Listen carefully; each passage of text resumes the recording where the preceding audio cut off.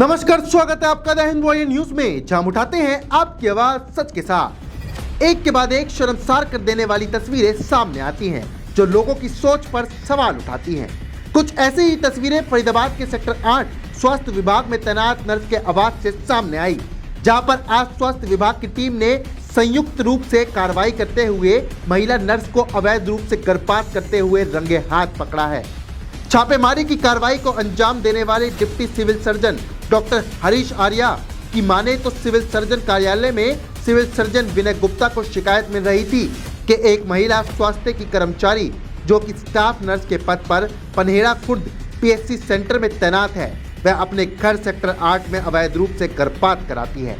जिसकी सूचना के बाद सिविल सर्जन विनय गुप्ता ने एक टीम का गठन किया, जिसमें deputy civil surgeon Harish Arya व खुद SMO Kherikala doctor Harjinder, SMO doctor Man Singh Ballabhgarh व एक महिला डॉक्टर के साथ साथ डिप्टी मजिस्ट्रेट की नियुक्ति की गई थी।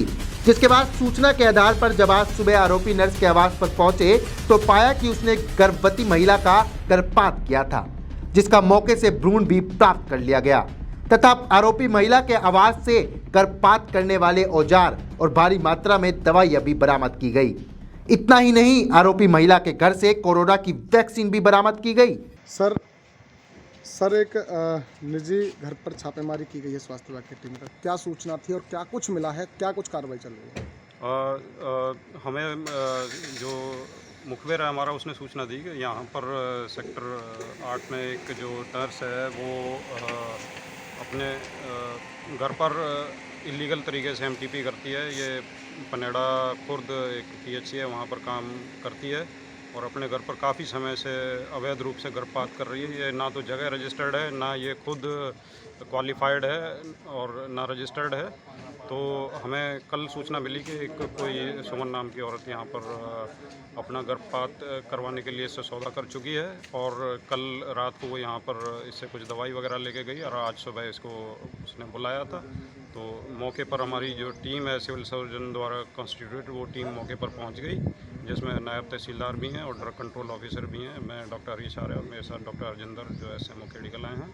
तो टीम ने मौके पर जांच की, तो जांच में पाया कि जो अबॉर्शन किया हुआ फीटस है वो मौके पर डस्टबिन से मिला, इंस्ट्रूमेंट्स भी मिले और काफ़ी सारी सरकारी दवाइयाँ जो सरकारी अस्पतालों में मिलती हैं, बहुत बड़ा जखीरा वो यहाँ पर मिला। तो इससे मालूम होता है कि काफ़ी समय से ये गोरखधंधा यहाँ पर चल रहा था। सरकारी अस्पताल में बताया जा रहा है कि काम कर रही थी सरकारी पीएचसी में, तो क्या लगता है कि क्या डर नहीं था इन्हें इस तरीके से, क्योंकि इतना बड़ा जखीरा यहाँ पर मिला है दवाइयों का? इतना बड़ा जखीरा मिला है और इनकी पहले भी सूचना मिली है स्वास्थ्य विभाग को कि ये इस तरह की पहले भी कार्रवाई में लिप्त हैं। तो ऐसा लगता है कि काफ़ी समय से यहाँ पर ये कार्रवाई चल रही थी इस तरह की लीगल। अब क्या कार्रवाई इस महिला के खिलाफ की जाए और कौन शामिल है इसमें? अभी फ़िलहाल ये जांच का विषय है। अभी तो ये जो एलएचवी है इसी को ही काबू किया गया है, बाकी इन्वेस्टिगेशन में पता चलेगा क्या कार्रवाई की जाएगी। अभी ये सब जो सील कर इनों का जो इंस्ट्रूमेंट और दवाइयाँ मिली हैं वो सील कर पुलिस के सुपुर्द की जाएंगी और इनको भी पुलिस के सुपुर्द किया जाएगा और एमटीपी एक्ट के तहत और ड्रग कंट्रोल एक्ट के तहत कार्रवाई की जाएगी। क्या शुभ नाम है, क्या डिजिग्नेशन है वो बता दीजिए। मेरा डॉक्टर मान सिंह है, nodal officer sub division Ballabhgarh का। डॉक्टर साहब, सेक्टर 8 में छापामारी की है, क्या था पूरा मामला सर? ये माननीय सिविल सर्जन जी को लगातार ये कंप्लेंट मिल रही थी जी, और कल शाम को सिविल सर्जन साहब की तरफ से एक टीम का गठन किया गया, जिसमें हमारे डिप्टी सीएमओ डॉक्टर हरीश आर्य, डॉक्टर हरजिंदर और मेरा भी नाम डॉक्टर मान सिंह है और साथ में और लेडीज मेडिकल ऑफिसर भी है। तो इस टीम का गठन किया गया। कल शाम से ये प्रक्रिया जारी है। कल इन्होंने एक पेशेंट आया था, उसको दवाई रखी थी गुप्त स्थानों पर जिससे वो बच्चा गिराया जा सके और सुबह का इन्होंने टाइम दिया था कि 5-6 बजे सुबह आ जाना और सफाई कर देंगे। और वो सारे सबूतों के साथ और सारे रंगे हाथ वो भ्रूण जो निकाला है वो भी मौजूद है, वो भी जांच के लिए जाएगा और वो लेडीज़ भी और सारा बहुत काफ़ी जखीरा दवाइयों का और इवन तो जो वीटीएम वायल हैं जो कोविड-19 टेस्टिंग में काम आती हैं, उसके साथ में जो कोविड वैक्सीन भी है कोवैक्सीन, वो भी काफ़ी मात्रा में, और सारे इंस्ट्रूमेंट हैं जो भ्रूण हत्या में काम आते हैं, सफाई के औजार भी सभी मिले हैं। तो डॉक्टर साहब महिला कहाँ काम करती है जो इतनी भारी मात्रा में दवाई सरकारी मिली है? महिला सरकारी संस्थान है, PSC है, उसमें काम करती है, कार्यरत है, काफ़ी लंबे समय से है, अभी भी वो इंचार्ज के रूप में है जी। तो ये पनेड़ा खुर्द में कार्य है।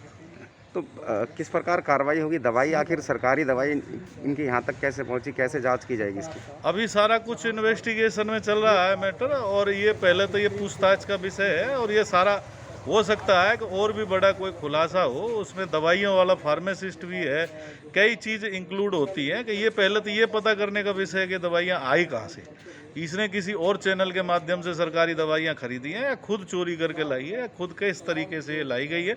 ये सारा इन्वेस्टिगेशन अभी जारी है, मौके पर ये चल रहा है। तो डॉक्टर साहब महिला कहाँ काम करती है और? महिला पनेड़ा खुर्द में काम कार्यरत है जी। तो किस प्रकार कार्रवाई अमल में लाई जाएगी अब?